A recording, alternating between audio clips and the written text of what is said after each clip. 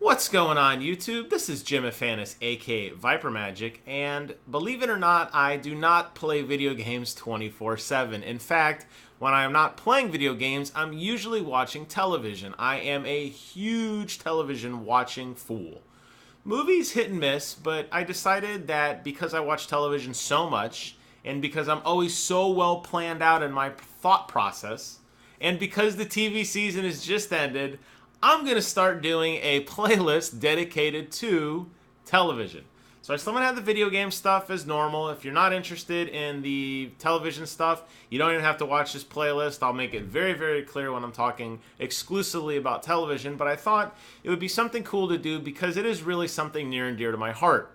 And I thought, what better way to start off this inaugural project than to talk about my favorite TV show that is currently on the air, Arrow. Now, Arrow is a really cool show to me because it encapsulates everything that I feel an anti-hero should be. And although Oliver Queen's transformation from Season 1 to where we left off in Season 3 has made him much more of an everyday hero, it is still really cool to know that there was some dark roots in there. And this is definitely a darker show.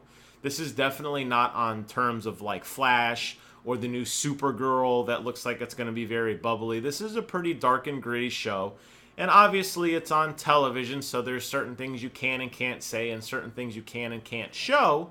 However, I still feel like they do a really good job of exploring kind of a darker side of what it means to be a masked vigilante. So, the best way to address this is to not talk about all of Arrow because it would take me 50,000 years and I would forget most of it.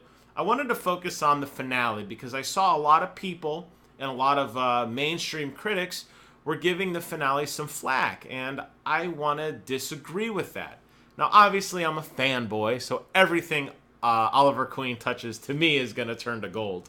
However, I thought that the Season 3 finale did a really good job of wrapping up the Ra's al Ghul storyline. Now, I'm a little frustrated because I felt that the big pivotal moment of the scene was a little rushed, but I'll get into that in a minute. Marching into the Season 3 finale named I Am Oliver Queen, we saw that Ollie had undergone a successful transformation from the Arrow into the second in line of the League of Assassins, and as part of his final rites of ascension or passing or whatever they wanted to call it, that he would have to destroy things to completely destroy his old life. And the biggest thing about that, obviously, is his city. So, and obviously, I am Oliver, you have failed this city. So for him to take out his city would be the final step to prove that he had cut all ties to Oliver Queen and he was ready to become the next Ra's al Ghul. Okay, so it starts off with them in an airplane, and that's when Ollie, up until now, we knew that deep down inside he was still Oliver Queen, even though he was putting on a great act to his friends, which I'm a little concerned about. I'll talk about that as well in a minute. But he put on this great act, and there was a couple scenes in there earlier in the show, leading up to this episode rather, where we knew that Ollie was still kind of a good guy, where he's like, shut up or you're going to get killed. But he did blindly get ready to attack Nyssa. Maybe he called Raisha's bluff when he was getting ready to stab her and, getting married to her and all that sort of thing. It was very clear to me that Ollie was, putting on a really good act, and Raish fell for it. Hook, line, and sinker. So, when the episode begins, that's when Ollie decides to make a stand, declaring he is Oliver Queen. And we find out later on he sabotaged the airplane to kill himself and Raish and Nyssa all at once, which is pretty dark. That's what I mean about the show being dark. He was pretty much ready to commit suicide to prevent Raish from harming his city, and Ollie was going to die a martyr or a villain, depending on how his allies wanted to look at him. Of course, things go horribly wrong. Raish escapes, and then it's a race to get to the Alpha and the Omega before it can unleash in the city and wreak havoc. And Ollie has to go back to his old friends and say, hey guys, it's really me, Oliver Queen. Although he didn't switch back into the Arrow garb, if you notice that.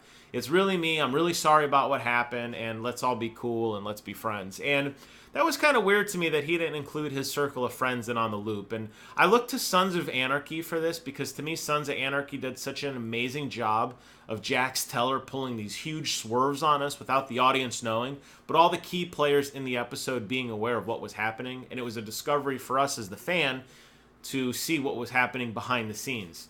And I was surprised that Ollie truly left his friends in the dark. There were plenty of opportunities for him to slip a note or to let them know, hey, this is what I'm planning. I know he said he wanted to keep his circle as tight as possible. But to me, his secret identity is everybody knows about it. I mean, even Cisco knows about it over in the Flash universe. There's a lot of people that know that Oliver Queen is the Arrow. So why he would want to keep this plan a secret from, make this circle tight when he's willing to give up his secret identity, that didn't really sit so well with me. And I think he damaged a lot of his friendships unnecessarily. And I'm sure with time, all wounds will heal and people will realize, hey, he didn't mean to do it kind of thing. But the reality is it was kind of weird. I mean, he did kidnap Diggle's wife and put her in harm's way. He put a lot of his friends in harm's way. And all to keep a secret just so him and Malcolm had some kind of secret buddy deal in the background.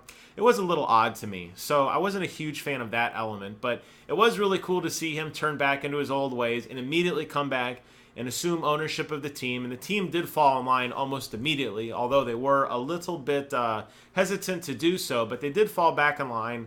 The plan was executed successfully. Different team members were off doing different things. Roy was working on the antivirus. And the rest of the team was off trying to find out where these 4 secret locations were where the Alpha and Omega were going to be released. We come to find out that it was actually League of Assassin people that actually injected themselves. And when their blood interacted with the air, that's what set the virus off.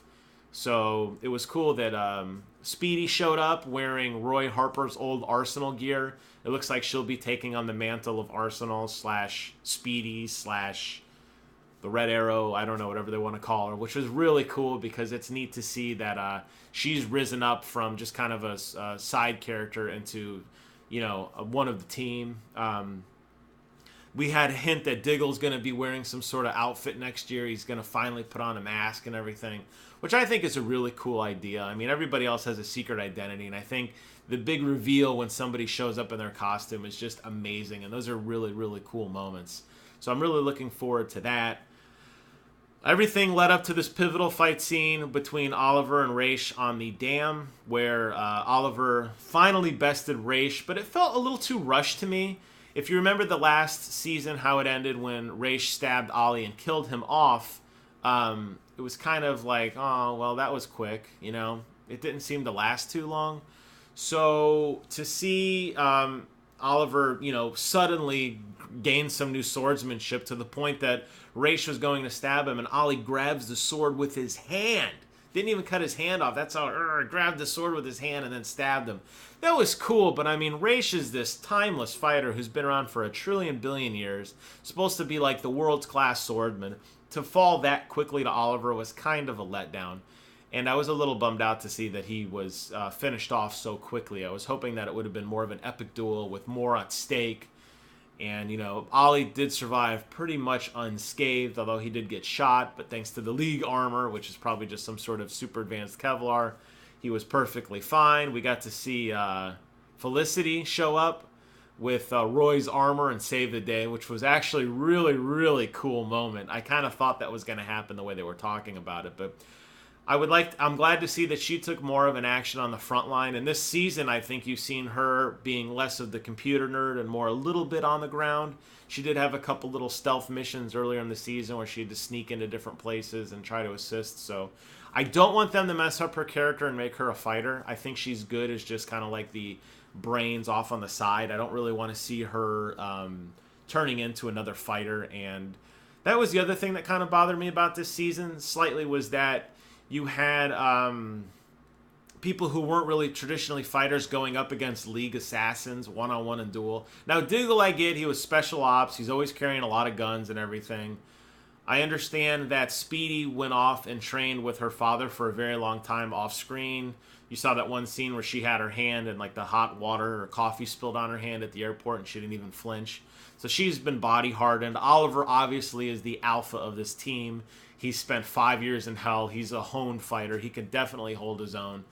But the Black Canary, I'm not really sure if Laurel really could stand up toe-to-toe with the League in the way that she did. And even though Roy does have the super suit, he still seems to be flailing a bit on how to use it. And I don't know really. I always try to draw comparisons to Iron Man because obviously Iron Man is, the epitome of mech warrior, But I don't know. Roy's a little sketchy. It sounds like he's going to be going off onto his own show next year with the rest of the Guardians for the next DC Legends of Tomorrow or Guardians of Tomorrow, whatever they're calling it.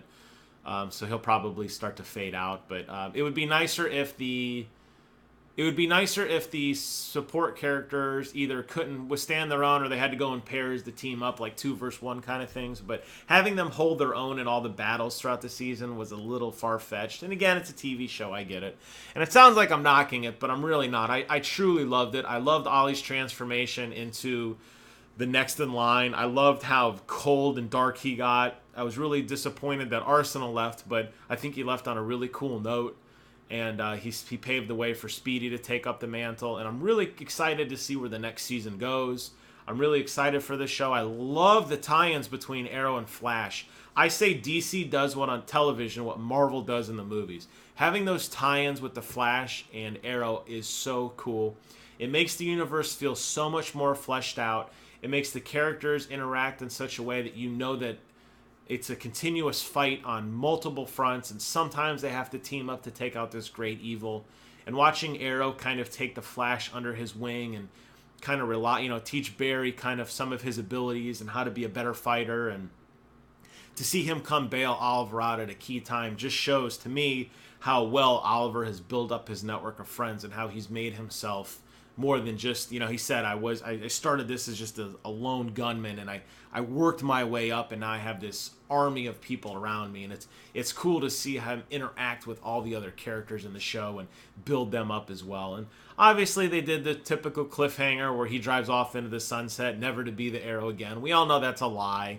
The first time I fell for that was in the Star Trek episode, The Best of Both Worlds, when Locutus of Borg had left the Enterprise and Riker was going to blow up the Borg ship with Locutus on it. The season ends with Riker saying, "Fire, dun dun dun." We wait 7 or 8 months until the season starts up again. The phaser fire does 0 damage to the Borg ship, and Riker's like, "Well, that didn't work. What do you want to do next?"